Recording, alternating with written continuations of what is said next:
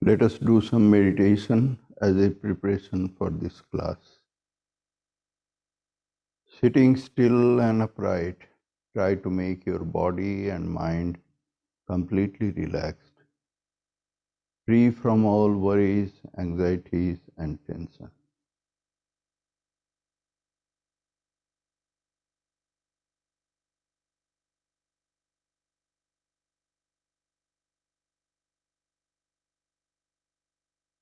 Make your breathing deep and rhythmic, inhaling deeply, exhaling slowly, keeping equal counts, inhaling and exhaling.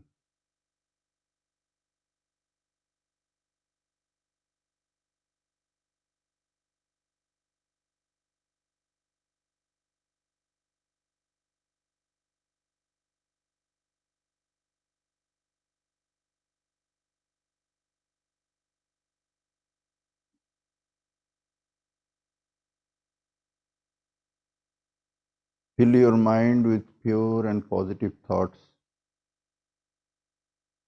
Consider the whole creation as a friendly manifestation of the divine to support you in your spiritual pursuit, raising a strong thought wave in your mind of goodwill towards one and all. Send it to all different directions, thinking that let all people, all creature everywhere be happy, be at peace. Let not anyone suffer, let there not be any pain anywhere.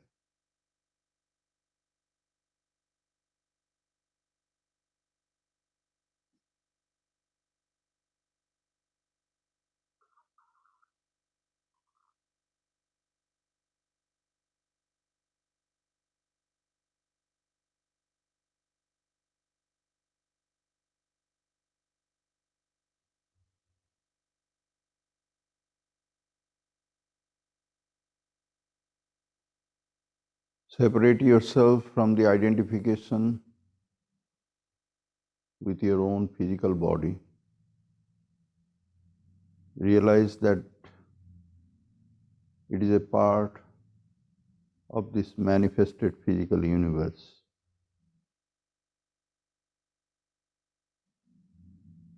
Everything here is made of 5 basic materials known as tanmatra.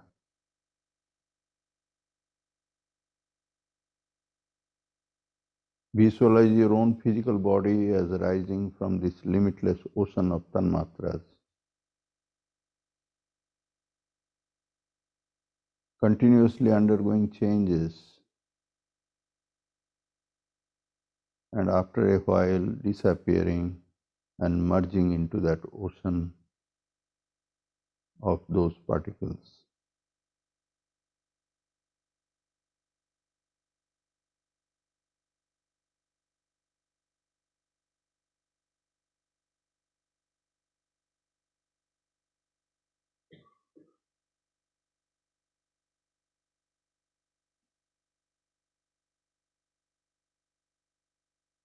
Separate yourself likewise from the identification with your own subtle body, the mind, the intellect, the senses, the vital force, prana, the I consciousness. They are created out of the subtle parts of those tanmatras. The sum total of all subtle bodies in this creation is another limitless ocean of those subtle parts of tanmatras. Visualize your own subtle body as if a small ripple rising on the surface of that limitless ocean of those subtle parts of tanmatras, staying there for a while undergoing changes all the time. and eventually disappearing into that ocean at one point of time.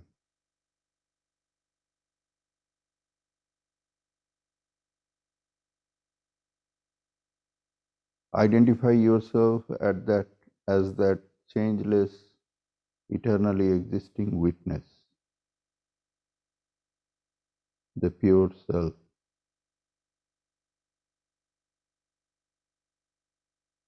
That is untouched by any kind of changes and blames at the level of physical or subtle body.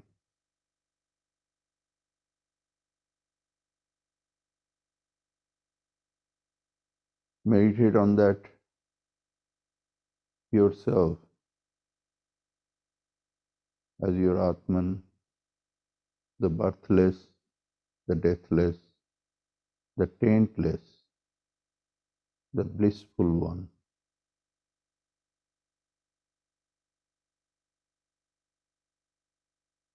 Meditate on that blissful self as an effulgence of light at the lotus of your heart.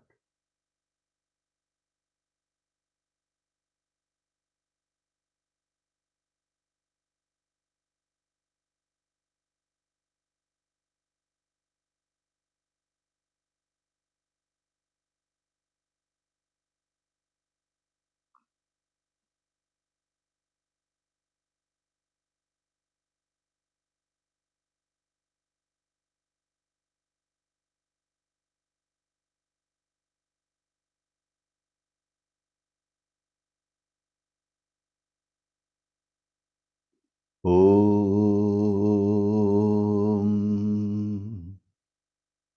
Om Sahana Bhavatu Sahanau Bhunaktu Saha Viryam Karvavahai Tejasvinavadhitamastu ma vidvishavahai. Om Shanti Shanti Shanti. Harihi Om. Om. May Brahman protect us. May he guide us. May he give us strength and right understanding. May love and harmony be with us all. Om, peace, peace, peace be unto us all.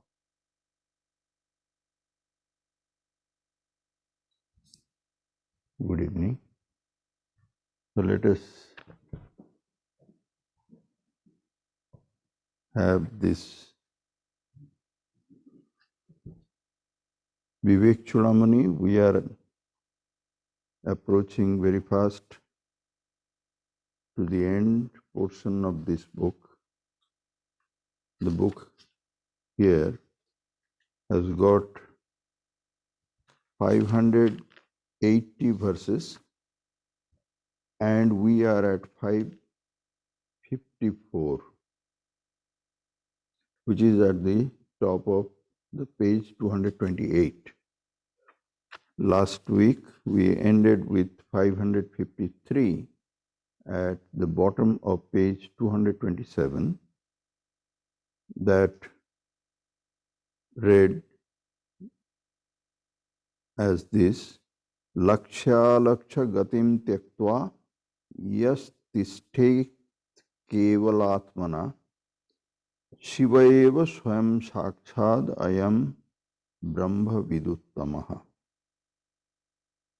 Ayam brahma vidu uttamaha. This best among the knowers of Brahman, who laksha alaksha gatim tyaktva tistet. Yah means who tistet kevala atmana,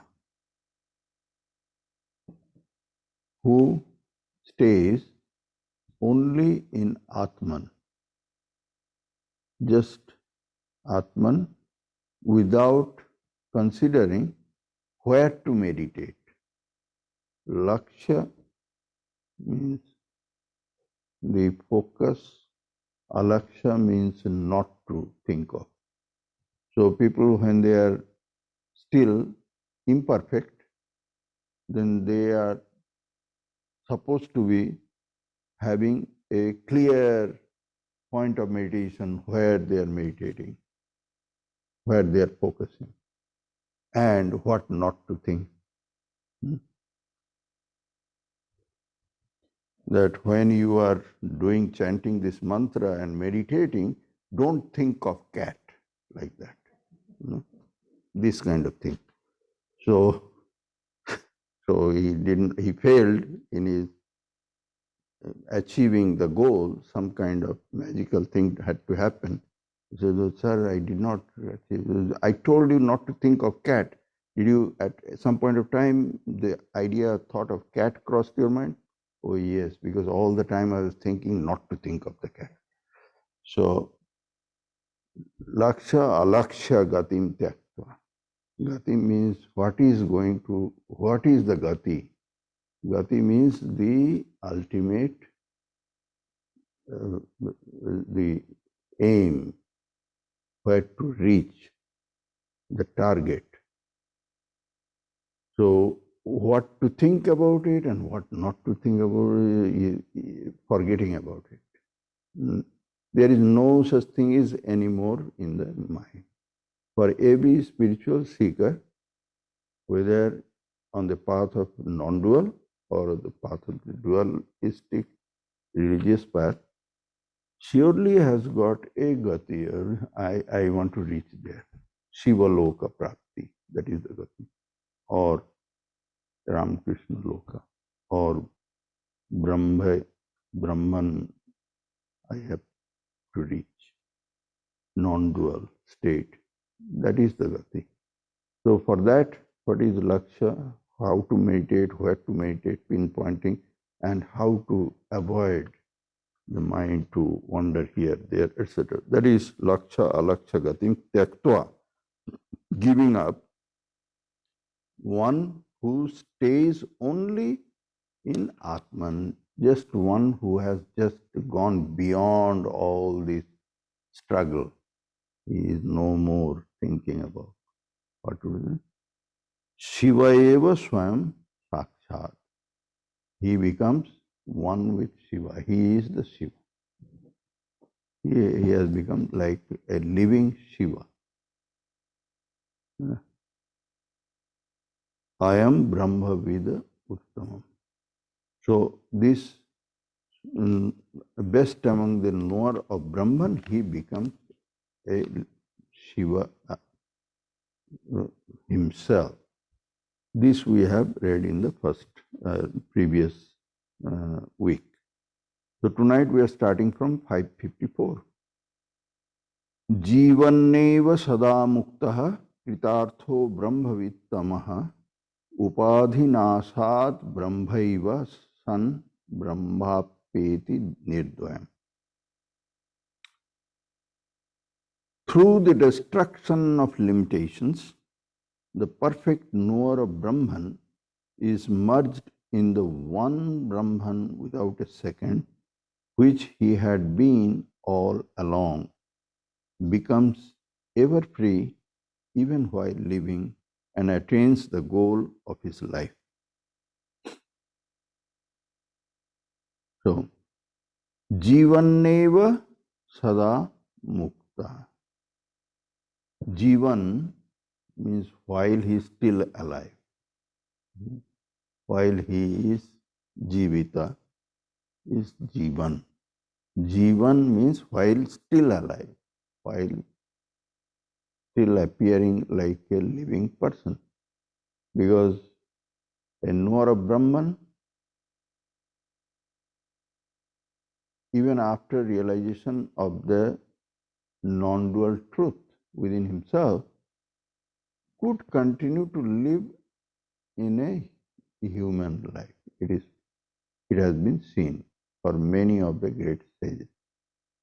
For them, it is both way possible, They could give up their body or they could still live in the physical body for a while. So, jivaneva means while living in the body, even. Sada muktaha. Sada means always or ever. Mukta means free. While living in the body is ever free. Such a person. Kritartho. Kritartho, it is kritartha, that visarga sandhi, because of the word coming, later coming afterwards, it becomes, visarga becomes O. So, kritartho means kritartha. Kritartha means krita artha. He has done the end product. He has reached the goal. Kritartha means a person who has reached the goal, who has achieved the goal. Kritartha Brahmavit Tamaha. Brahmavit Tamaha means the supreme knower of Brahman. So Brahman, knower of Brahman has been, because in Upanishad it has been mentioned that this kind of categorization, Brahmavid, Brahmavid Variya, Brahmavid Varishtha, knower of Brahman, superior knower of Brahman, and supreme knower of Brahman. Therefore, it is believed that there is supreme knower of Brahman is there. That means in the Gospel of Sri Ramakrishna also he has mentioned that someone has seen the milk, someone has touched it, and someone has actually tasted it and become healthy, nourished by the milk. So there is different categories possible. Someone has seen it from a distance, someone has actually gone near the ocean and touched the water of the ocean, and someone actually has jumped into the water and taken some swimming and playing with the water. So all three of them could claim that yes, they know what is the ocean. They know. But this knowledge is also a little bit different one from the other. Brahmavittamaha means the supreme knower of Brahman. So this supreme knower of Brahman who has achieved and fulfilled in his life, who is while living in the body is ever free. Sada muktaha. Such a knower of, supreme knower of Brahman, upadhi nasat brahmaiva san brahma api eti nirdvayam. Nirdvayam, dvaya means dual, nirdvayam means non-dual. So that Brahma, which is non-dual, Brahma api eti nirdvayam.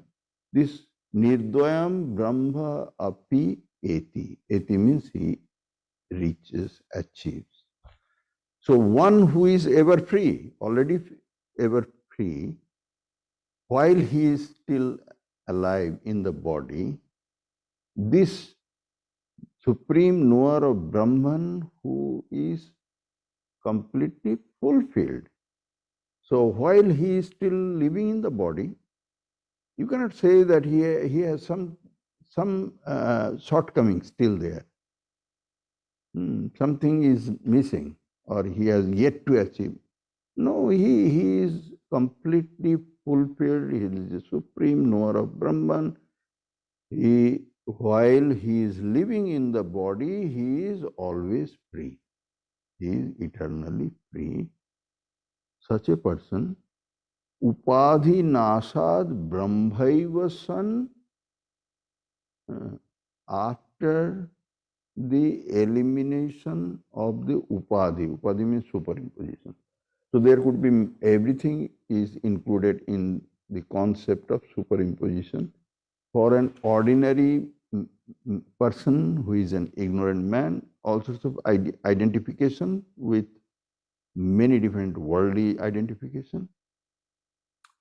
The nationality, race, religion, culture, skin color, this, that, linguistic identification, all sorts of identification, gender identification, rich, poor identification, educational identification, many different identifications are there. They are all superimpositions. The Atman is not white or black or European or Asian or Christian or Hindu or Buddhist. The Atman is not, but identification remains. People move around with whole lot of identification. And those identifications, since birth, they keep accumulating, like the dirt. If you don't vacuum the floor keeps dust after dust, layer after layer. They keep accumulating. So in a human birth, we see that there is no end to this accumulation of identification. We can say, oh, I am Brahman, neti, not this, I am not, I am Brahman alone. You can say so, but you cannot forget that you are so and so. And that is the identification or superimposition. Superimposition, covering after covering after covering. When we forget this kind of covering which we have accumulated in this life, still we have got covering.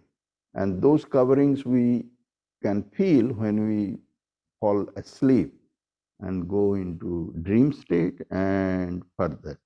There is some level of identification still remains. They may not be very prominently these very hardened identification of our this present state of our existence, but still there are identification. Even knowing that we are human being and we are something and something, everything is superimposition. Those superimpositions, they are realized soul who have realized themselves as the non-dual Brahman. They have given up those identifications. And that is why they are called ever free, sada muktaha, ever free, freedom from identification. They don't have this superimposition and they don't identify themselves with this or that. They are the bondage. When you identify yourself with something, that is another bondage. That is another level of bondage. You identify yourself, something happens there, and immediately you feel the pleasure or pain, like the rope of that bondage is pulled here or pulled there. You are winning, you are losing. Someone is praising you, someone is hating you, like that. You are identifying yourself with something or some group or some caste or some religion or some nationality or something. Then you are bound by that identification. This is bondage. If somebody praises that, you feel good. Somebody blames that, you feel bad. So these are the ropes by which you are bound. But this supreme knower of Brahman, who has achieved his supreme goal of life, and therefore he is absolutely fulfilled and he is eternally free, sada muktaha. While he is still living in body, he still has got one superimposition which is still there. That is the superimposition of his human body. This body. He is still living, he is still alive. So this superimposition is there, like a jacket-like thing. It is over his supreme. That upadhi nasat brahmaiva san. That upadhi, after it is gone, when it is destroyed, when it is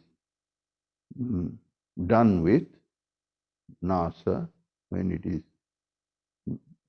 destroyed, that upadhi, then he Brahmaiva son, already being a Brahman, Brahma api eti, nirdvayam Brahma api eti. He then merges or reaches that non-dual Brahman. Being a Brahman, he is ever free, being a Brahman. After the body falls, then he merges into that non-dual Brahman. He is eternally free. He is not bound by anything. He has achieved and fulfilled in his life. He has achieved his fulfillment of life. That supreme knower of Brahman, after the fall of his body, death of the physical body, being Brahman, he merges into Brahman alone, that non-dual Brahman. So this is the meaning.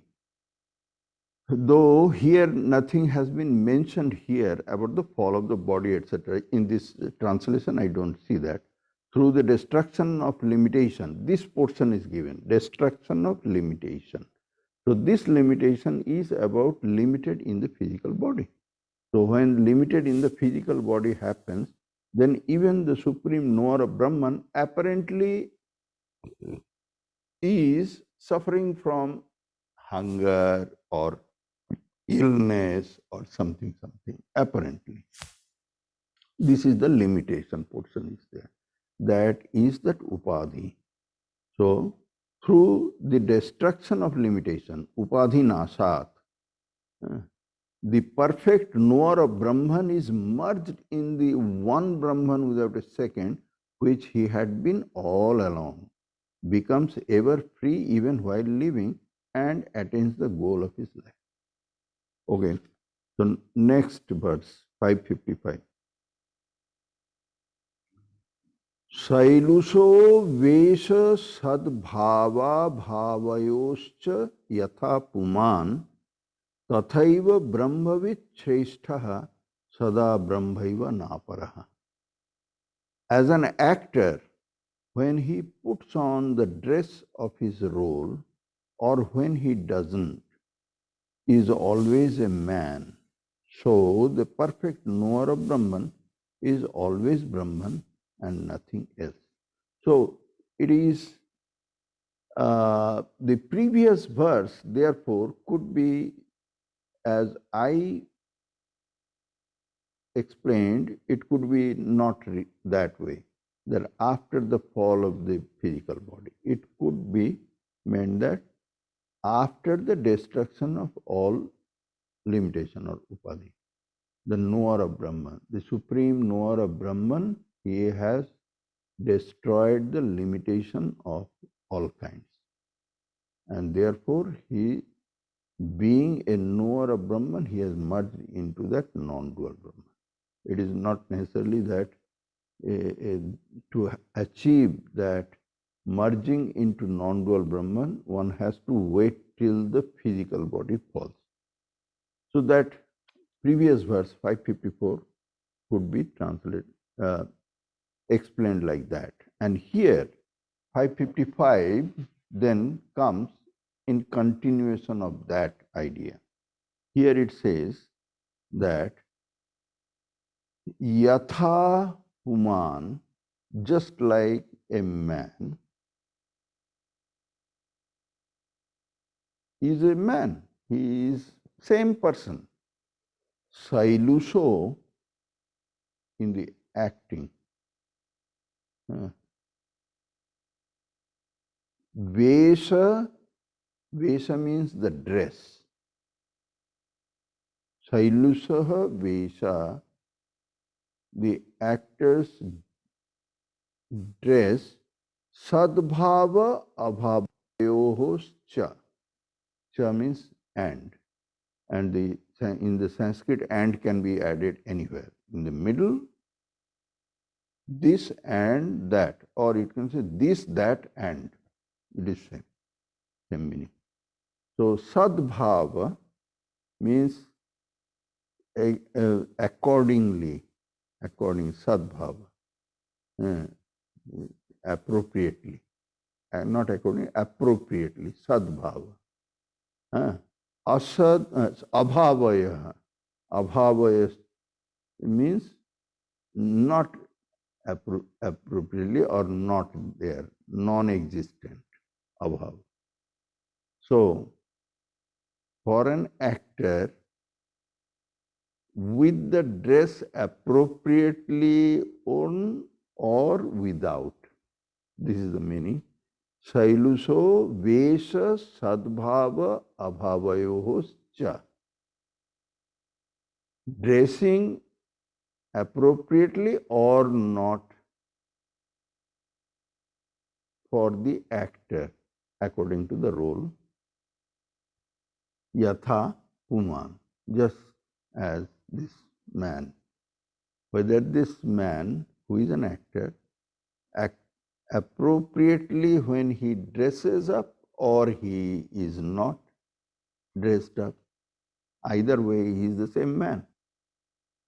Tathaiva, similarly, Brahmavit Shrestha.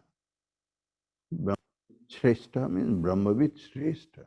Shrestha Brahmavit, the supreme knower of Brahman. Similarly, Sada Brahmaiva, always he Brahma eva. He is always Brahman alone. Na aparaha. Na aparaha. Na aparaha means na apara. Not otherwise. It is nothing other than Brahman all the time. Just like an actor, whether he has put on himself the appropriate dress for that role to play or not, still he is the same person. Similarly, the supreme knower of Brahman is always that Brahman and nothing else. This is the word. As an actor, when he puts on the dress of his role or when he doesn't, is always a man or always the man, always that particular man. So, the perfect knower of Brahman is always Brahman and nothing else. Next verse, 556. Yatra kwapi vishirnam sat parnamiva taror vapuh patatat. Yatra kwapi vishirnam sat parnamiva taror vapuh patatat. Brahmi bhutasya yate prageva tach chidagnina dagdham. Brahmabhutasya yate prag eva tachit agnina dagdham. Let the body of the sannyasin who has realized his identity with Brahman wither and fall anywhere like the leaf of a tree. It is of little consequence to him, for it has already been burnt by the fire of knowledge. Burnt, footnote. Hence, he need not even care about the obsequies of the body after death.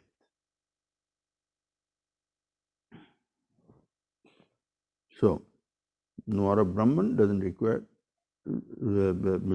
doesn't need to care about the funeral rites, etc., about his body, what will happen to him. Everybody else who are not yet realized soul, they have to worry about the last rite of themselves or their family. They have to think about it. Otherwise, they will become walking dead or something. They will come back, they will return back and haunt you. So the last rites of a departed soul is therefore important, and we find in all different major religions and not so major religions also, there is some last rites are prescribed to be done for the departing soul. Because the body and the soul has got a very strong connection. The identification with the body has dragged for such a long period of time, 70, 80, 90 years continuously identifying with the body, that makes the soul, and the soul departs. So what about the identification with the subtle body? Well, when the physical body falls at the death of the person, subtle body goes with the soul, with the jivatman. The subtle body, the jivatman, covered with the subtle body, transmigrates. A portion of the subtle body, not the entirety of it. Exactly all sorts of thought waves and all sorts of experiences and everything in a very manifested way, it doesn't go, but it contracts, and in a seed form, the subtle body in a seed form, it like a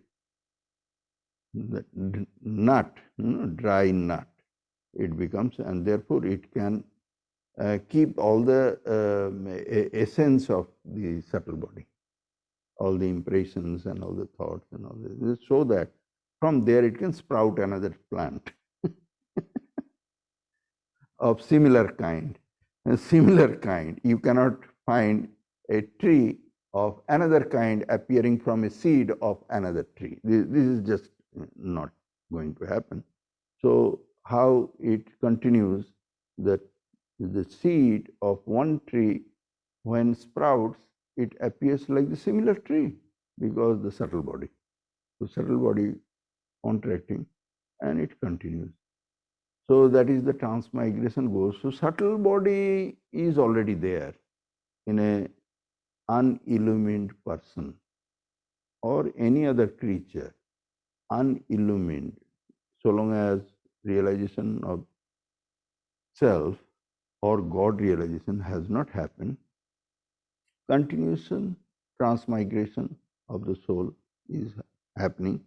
And that transmigration is not of the soul alone. Soul means Atman is not alone. It is a soul means with a small s. That means Jivatman. So there the subtle body is going. What about the gross body? Gross body is there in the casket for the funeral service or anything for the visitation with the friend. So the gross body is there and subtle body with the Atman, but the connection with the gross body of that Atman for a very long period of time, the connection, the identification that this is me, I am this, is so strong, it hardens, like the sediment, calcitation.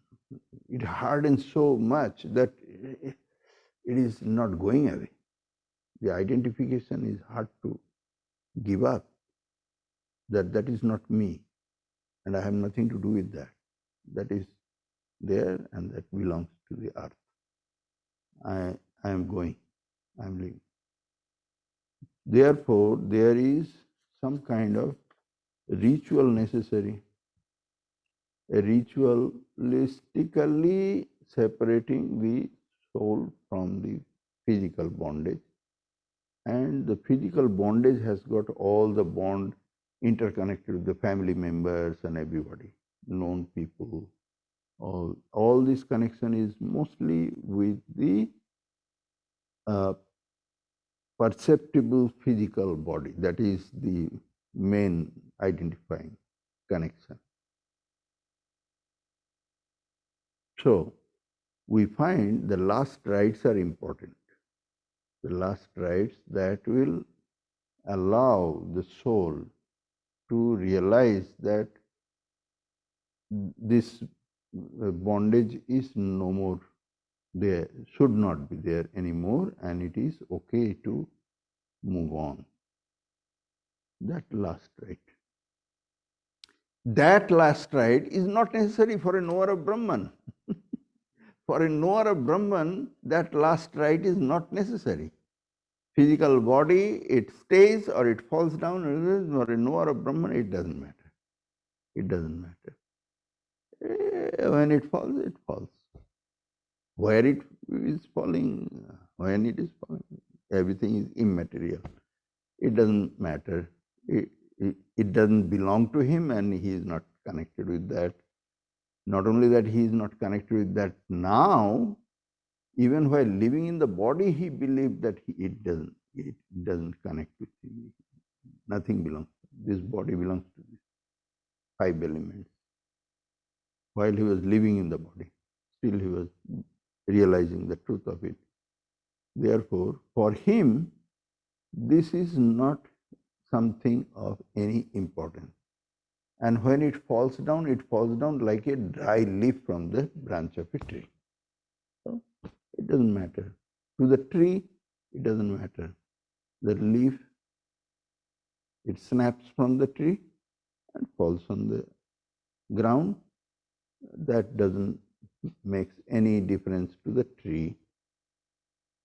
Tree remains as it is, and it doesn't shed any drop of tear for losing that leaf which was a part of it for a long period of time.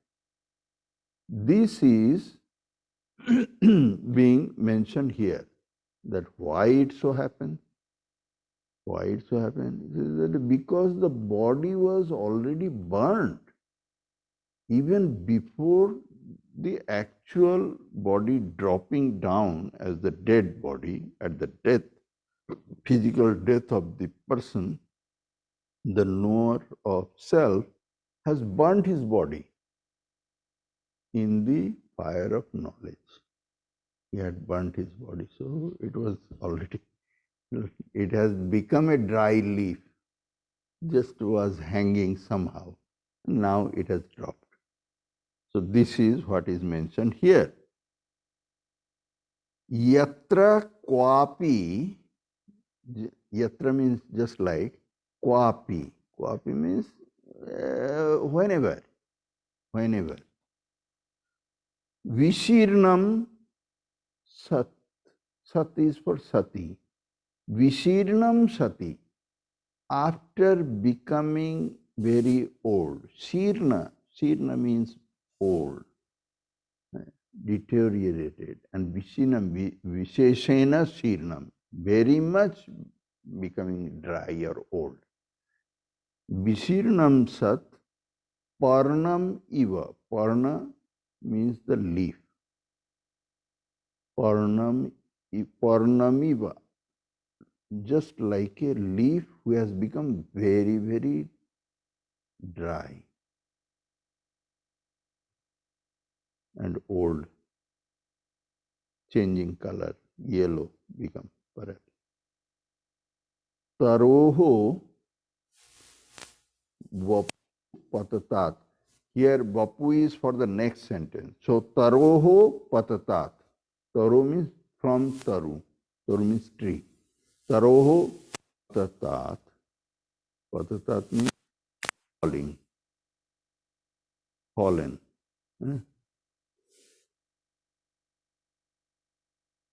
Like the leaf of a tree, wither and fall anywhere. Vapuhu, vapu means the body, brahmi bhutasya yatehe prageva tat. This tat, there we add with the vapu. Vapu means the body, the physical body of brahmi bhutasya yatehe. Yati means the muni or the sage. Yatehe means of the muni, of the sage, brahmi bhutasya, of the sage who has become one with Brahman, who has himself merged in Brahman, who has become one with Brahman. For such a sage, prageva. Prageva means, prag means before, eva means even. Prageva means even before actual physical body falling. Even before the physical body falling, tat vapuhu, that body, chit agnina dagdham. Chit means the knowledge. Sat chit ananda, that chit agnina, by the fire of knowledge. Agni means fire. By the fire of knowledge, dagdham. That vapuhu, tad vapuhu, chidagnina dagdham. Sat chit ananda, that chit portion is knowledge. And knowledge is compared with fire. Ananda is compared with the bliss. Knowledge is compared with fire. And Sat is compared with existence. Existence means eternally existing. Means if we can think of anything, then that is existence. Existence only we can think of. If it has got no existence, then it isn't. We cannot think of even. We cannot talk of even. If we are talking something we are calling it real, that means we are talking about Sat, means something that is existing. Existence means eternally existing, underlying eternity or truth. Chit means the knowledge, the reality that expresses itself in the form of knowledge. To be able to know the existence, that ability is appearing in the form of Chit. Anything we know in the world is about Chit. And when we know that which is ignorance, it disappears, it burns away. All sorts of misconceptions or all sorts of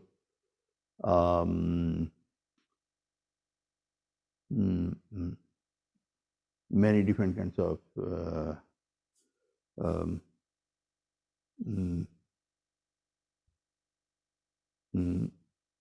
in the name of religion and belief and all the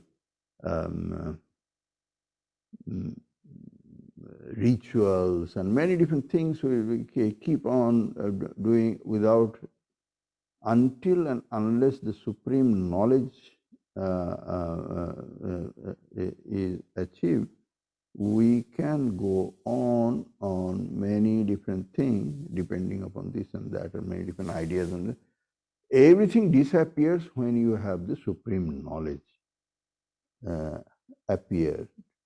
Supreme knowledge means supreme knowledge of that which is the reality, which is the Sat. That knowledge is therefore like a fire which burns everything to ashes. So, tat chidagnina dagdham. Tat vapuhu, that body, even before the physical fall of the body, prageva, even before. A brahmibhutasya yate, for the Muni or the sage, the yati, who has become one with Brahman, brahmibhutasya. Let the body of the sannyasin who has realized his identity with Brahman wither and fall anywhere like the leaf of a tree. It is of little consequence to him, for it has already been burnt by the fire of knowledge. Okay, next verse. And in this verse, even this body has been compared with the dirtiest of the thing.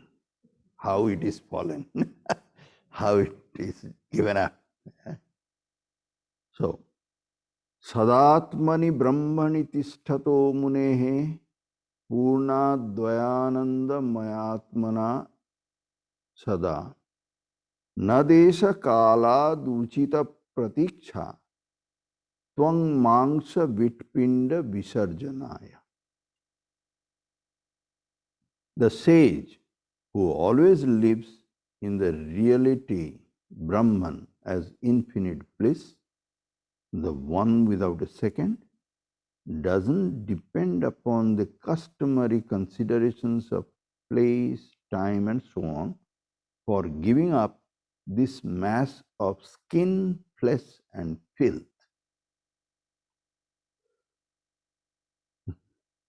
This uh, filth has been our Swamis here in Swami Madhavananji is translating. I have seen in translation of Brihadaranyaka Upanishad, Shankaracharya's translation, Bhashya, Brihadaranyaka Upanishad translation by Swami Gambhirananji.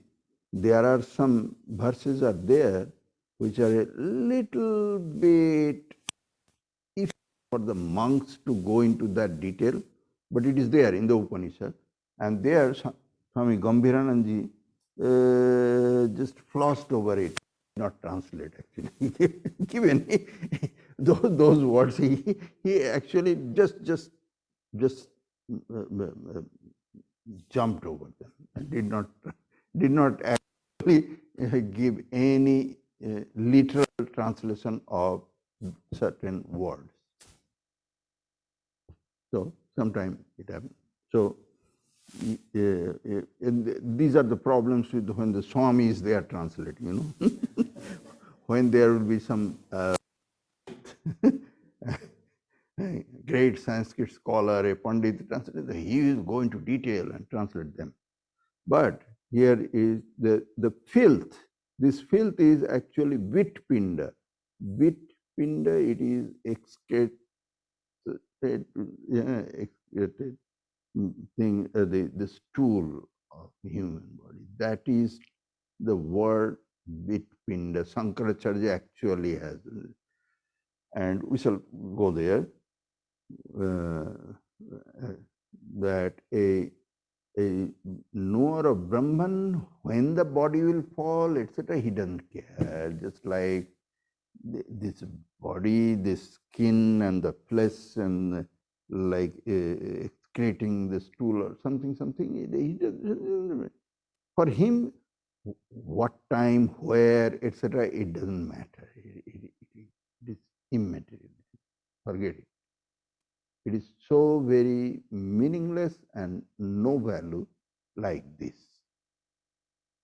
So this is the comparison given. Shankaracharya, this Shankaracharya is writing. he has actually used those words. Sadatmani brahmani tisthatoho munehe. The sage who always lives in the reality that is Brahman. Sadatmani brahmani. Always in the Atman. Always lives in the reality. Sat. Reality, that is Atman, which is Brahman. In Brahman. Tisthatoho munehi. Tisthataha munehi. The sage who is living all the time in the self, in Brahman alone. Purna Advaya Anandamaya Atmana Sada. As infinite bliss, the one without a second. Advaya Ananda, one without a second, non-dual, Purna. You can call it infinite or you can call it complete. Both are the same. It is same as complete or infinite. Because until it becomes infinite, it is not complete. So the word in Sanskrit is same for sarva and viswa. Viswa means sarva. Same.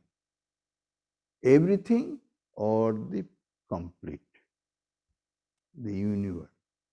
It has got no limit. You can think of that, okay, what is there at the end of the viswa, where it ends, where it is the limit, then it is not viswa.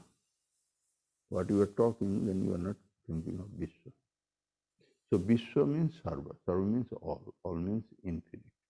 So purna means that. Purna advaya anandamaya atmana sada. Atmana here means in him, within his own self. Within his own self, he is always in the non-dual, blissful, limitless Brahman. That is where the sage who is living in this state of his mind. For such a person, na desha kala adi uchita pratiksha. Pratiksha means waiting. Pratiksha means waiting. So in India, you go to the North India, many different, the waiting rooms are called pratiksha alaya. Alaya means the room or the hall. Pratiksha alaya means waiting room. Waiting. Lounges. They're called pratiksha alaya. So pratiksha means waiting. So na deshakaladi uchita pratiksha. Desha means place, kala means time, uchita means appropriate. What is the right? Because for everything in Indian context, where the astrology was very highly developed, astrology was developed to a very, very detailed and extended way. There, the time and place and everything is very much accurately measured and calculated for doing things absolutely perfectly. You cannot just say, okay, what is the time? Let us settle down. When is the marriage of this couple of? What is a good time for you? How 5 o'clock is really good. Okay, let us all make it a 5 o'clock. That is not doable. No? They will have the appropriate time which is right for everything. And the astrologically, the gods and goddesses and place and what is the time and for everything. It is not only for marriage, for everything, even for death. And that's why we find that in the Mahabharata battleground, Bhishma. Now people cannot wait for death. Whenever death comes, they have to die. There is no, it is not in their control. But in the case of Bhishma, who was born as a prince and his name was Devabrata, and then he had, there is another story, he had received this, this boon that he will die at his own bidding when he would want to die. So at the battleground, when he was about to die, because he was so very injured severely and he was going to die, he waited for the right moment to die. He waited on the battleground. On the deathbed, he waited, severely injured, but he waited. And everyone, they honored his waiting. A tent was made over this severely injured fallen body, but not yet dead. He was waiting for the right moment when he will die. So everything has got a place and time and all these things. Not for the knower of Brahman, not for the knower of, he doesn't care.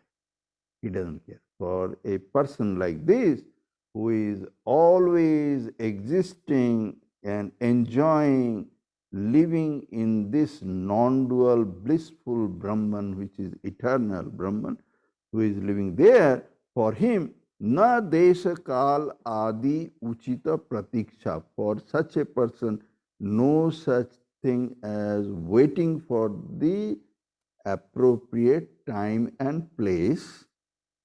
Twag mangsha vitpinda visarjanaya. Pinda means the body, and vit I have translated vit.